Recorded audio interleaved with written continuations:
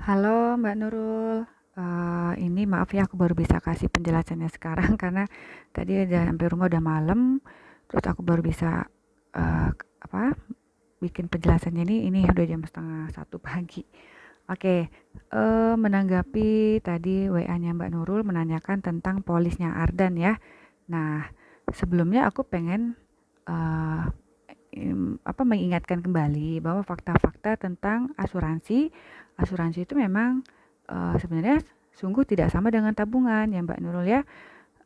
Fakta asuransi itu adalah fokus utama kita memiliki asuransi adalah untuk memberikan perlindungan atas resiko yang tidak terduga. Jadi beda dengan tabungan. Kalau tabungan di bank ya memang kita tujuannya adalah untuk menyimpan uang ya supaya tidak gampang terpakai kalau misalnya kita tidak simpan di bank begitu. Nah, yang kedua, setoran premi itu merupakan dana tabaru yang bisa dipakaikan untuk biaya-biaya untuk memperoleh perlindungan atau proteksi yang kita sudah tentukan di awal. Ya, kalau polis Ardan ini kan proteksinya ada proteksi jiwanya, untuk proteksi sakit kritisnya, untuk santunan kecelakaan, dan juga untuk perlindungan bebas premi apabila terjadi resiko pada orang tua yang di cover. Dalam hal ini ayahnya gitu ya. Dan yang nomor tiga, klaim asuransi itu bukanlah saldo tabungan dan ada syarat-syarat tertentu untuk bisa kita klaim asuransi. Dalam hal ini adalah untuk klaim manfaat proteksinya. Begitu Mbak Nurul ya. Nah, ini aku mau ingatkan, jadi manfaat yang bisa diklaim dalam satu asuransi itu adalah manfaat proteksi Mbak Nurul. Jadi manfaat proteksinya polis Ardan ini ada santunan jiwanya itu 50 juta, yang ini berlaku sampai 99 tahun, sampai Ardan usia 99 tahun alias tahun 2102 ya. Kemudian ada juga untuk santunan penyakit kritisnya 100 juta, yang ini berlaku sampai usia 55 tahun atau tahun 2058, dan juga santunan cacat meninggal karena kecelakaan sebesar 100 juta. Oh ya, sebenarnya di sini ada tambahannya yaitu untuk perlindungan parent payer ya. Aku belum tulis, sorry. Ada parent payer. Parent payer ini adalah pembebasan premi. Jadi preminya akan dibebaskan dan diteruskan oleh Prudential apabila terjadi resiko pada orang tua. Ya, terjadi risiko pada orang tua yaitu ada dua macam, risiko terjadi sakit kritis ataupun amit-amit meninggal dunia, maka preminya akan diteruskan sampai 2028. Begitu, Mbak.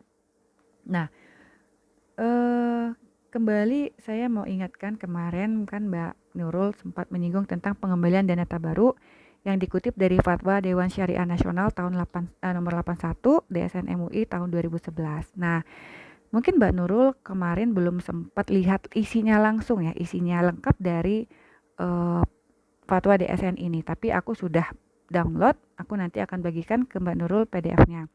Di situ tertulis bahwa untuk definisi secara umum adalah, kita bisa langsung baca nomor 2, pengembalian dana tabaru adalah pengembalian sebagian. Ya, jadi sebagian dari dana tabaru kepada peserta asuransi secara individu karena nasabah tersebut berhenti sebelum masa perjanjian berakhir. Nah, ini adalah definisinya, sebagian yang dikembalikan. Namun, di dalamnya lagi ada ketentuannya, Mbak Nurul. Jadi, kalau kita baca lebih lengkap, akan bisa tahu nih, seperti apa sih sebenarnya penjelasan dari definisi itu. Nah, tapi sebelum ke situ, aku mau jelasin dulu apa sih dana tabaru itu. Dana tabaru ini adalah, kalau bahasa kita, bahasa simpelnya adalah ini uang sumbangan atau uang derma loh. Jadi dari premi asuransi yang disetorkan oleh nasabah syariah itu apalagi produk unit link itu dibagi atas dua ya Mbak Nurul ya. Yang pertama premi alokasi untuk proteksi yang kita sebut tadi sebagai dana tabaru, dan ada juga premi alokasi untuk investasi atau kita sebut sebagai saver gitu. Nah, jadi dana tabaru atau dana premi proteksi yang dibayarkan tiap bulan oleh nasabah itulah yang akan dipakai untuk dijadikan sebagai dana tabaru atau kita sebut juga sebagai dana tolong menolong, karena dana tabaru ini bersifat hibah ya. Hibah, jadi kalau kita udah ikhlas memberikan, itu yang akan dipakai nanti eh, untuk membantu sesama peserta asuransi syariah yang mengalami resiko. Jadi dana-dana klaim itu dipakai dari dana tabaru. Begitu ya definisi dana tabaruk. Nah, untuk polis Ardan sendiri itu kan preminya 750.000 per bulannya, tapi mungkin Mbak Nurul bisa cek lagi ya bahwa polis Ardan tuh terbagi dua kan. Ada preminya terbagi dua, premi alokasi proteksi yang kita sebut tadi tabaruk itu sebesar 398.167 per bulan. Sedangkan sisanya yang 390.833 itu dialokasikan sebagai premi investasi atau yang kita sebut juga sebagai saver. Ya, jadi dana tabaruk dari polisnya Ardan ini sebesar 359 sekian. Begitu ya. Jadi tidak semua itu diambil sebagai dana tabaruk. Sebagian besar bahkan lebih diinvestasikan atau dimasukkan dalam saver. Nah, kembali ke ke Fatma MUI tadi yang nomor 8 tahun 2011. Di sini di dalamnya ada lagi ketentuan hukum pengembalian dana tabaruk, Mbak Nurul. Kalau Mbak Nurul bilang, saya mau minta pengembalian dana tabaruk, oh ini diatur lagi nih secara lebih jelas. Oke, di sini ada ketentuan hukumnya, bisa dibaca nomor 1, Mbak Nurul ya. Peserta asuransi syariah secara individu tidak boleh meminta pengembalian dana tabaruk yang sudah dibayarkan kepada perusahaan asuransi. Nah ini isi dari DSN tadi loh yang kemarin Mbak Nurul sudah sempat kasih ke saya dari hasil googling di Google ya. Terus nomor 2, perusahaan asuransi syariah dalam kapasitasnya sebagai wakil peserta itu tidak berwenang untuk mengembalikan dana tabaruk ya sebagaimana disebutkan dalam butir 1. Oke. Butir 3, butir 4, butir 5 dan seterusnya. Mungkin kita fokus ke 5 aja ya.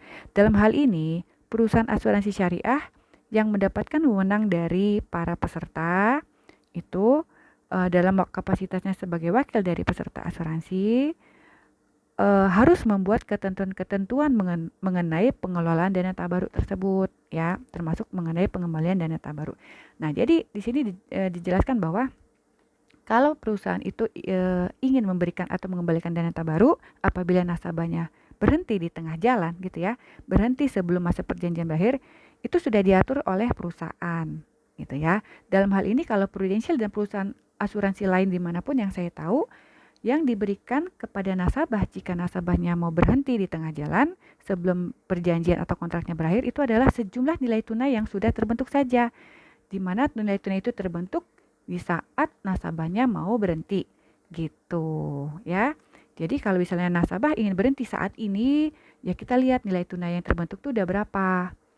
Itulah adalah hak nasabah untuk mendapatkannya. Jadi bukan berarti total premi yang dia sudah setor akan kembali, tidak ya. Di asuransi manapun tidak seperti itu. Itu pun sudah dijelaskan dalam Dewan Syariah Fatwa DSN MUI ini ya. Nah, mungkin aku mau jelasin lagi Mbak Nurul mungkin belum paham juga ya. Bagaimana sih skema pembentukan nilai tunai pada polis unit link-nya punya Ardan ini? Jadi Ardan ini kan polisnya adalah polis unit link ya. Polis unit link yang memang ada tadi dari pemberian preminya ada alokasi untuk proteksi dan ada alokasi untuk investasi. Jadi ingat ya kalau namanya, mungkin saya pengen ingatkan lagi, yang namanya asuransi itu selalu berkaitan dengan manfaat ya. Beda dengan di bank. Kalau kita setor uang di bank, memang tidak ada manfaat lain selain penyimpanan uang itu aja. Makanya tidak ada biaya-biaya lain. Tapi yang di asuransi berkaitan dengan manfaat. Manfaatnya apa? Manfaat proteksi ya atau perlindungan. Perlindungan apa aja sih? Ya tadi yang sudah saya sebutkan, kalau polisnya Ardan ini kan ada uang pertanggungan jiwanya itu sebesar 100 juta ya.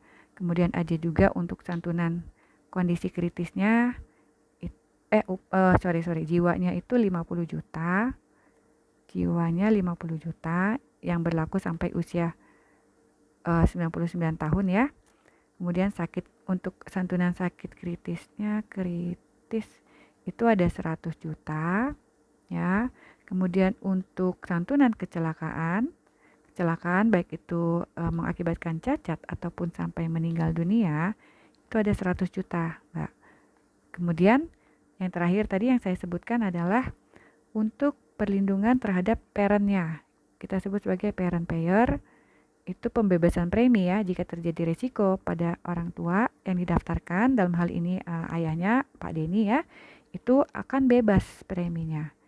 Bebas premi diteruskan sampai anak usia 25 tahun kalau nggak salah gitu ya. Nah, semua manfaat asuransi ini ada yang namanya biaya. Nah, makanya sorry. Nah, makanya namanya asuransi itu erat sekali dengan namanya biaya. Berbeda dengan tabungan. Tabungan karena tidak ada manfaat, hanya tempat penyimpanan uang sementara saja, hanya dikenakan biaya pajak ya, ada kena pajak dan juga biaya administrasi. Tapi kalau asuransi ada yang namanya biaya-biaya. Nah, di asuransi itu ada apa aja sih?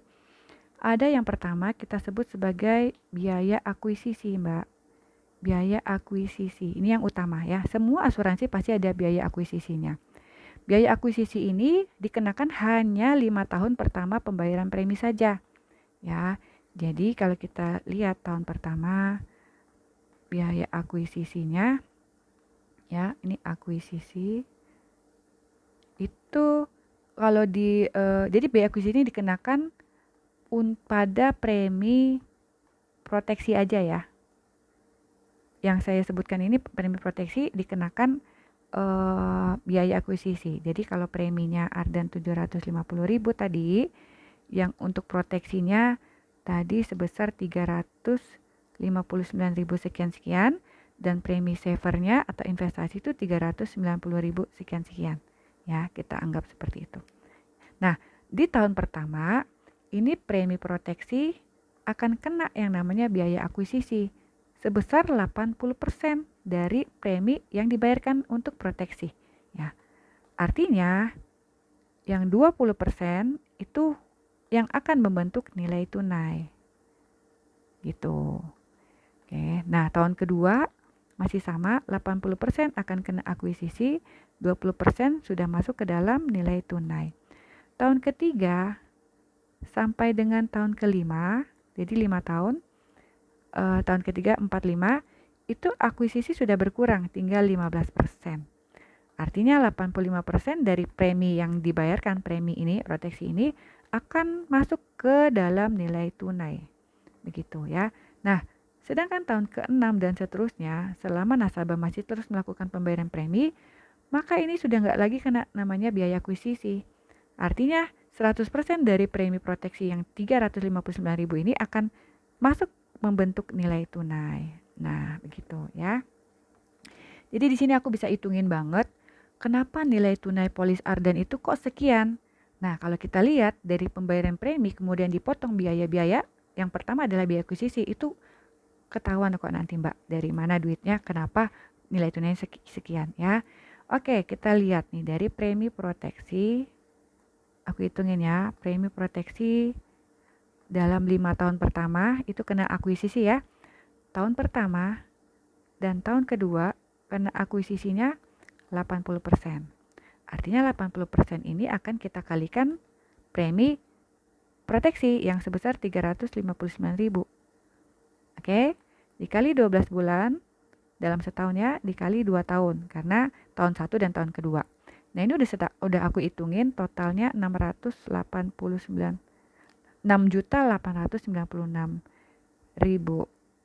Ini yang akan dipotong ke dalam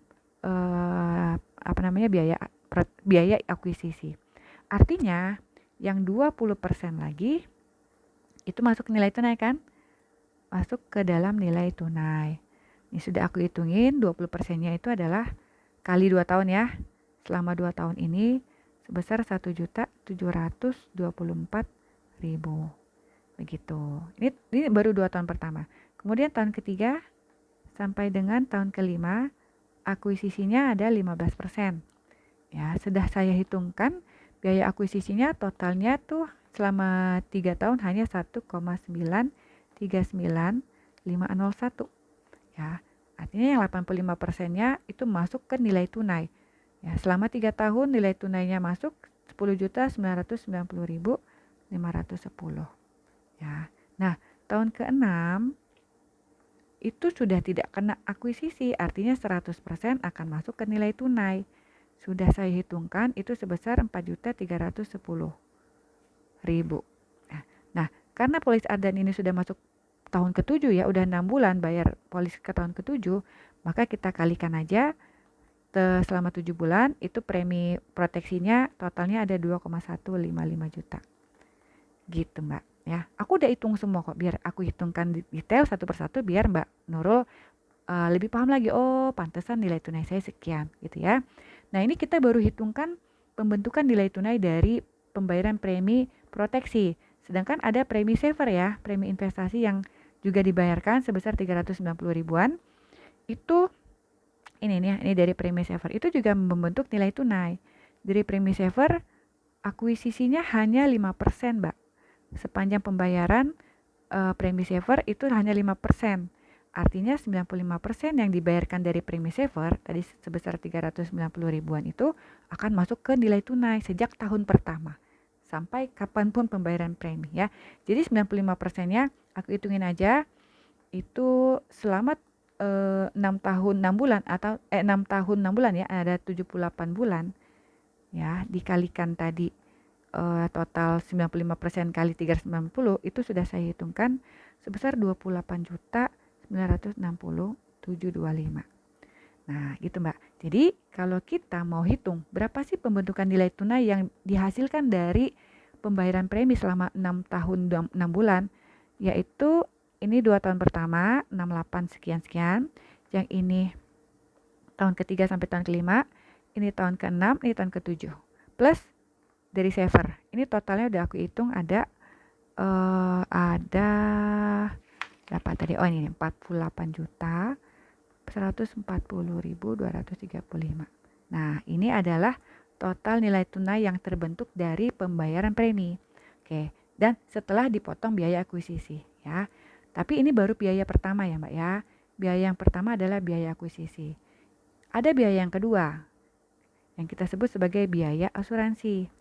Nah, ini berkaitan dengan manfaat tadi ya, berkaitan dengan manfaat asuransi yang dimiliki oleh polis Ardan.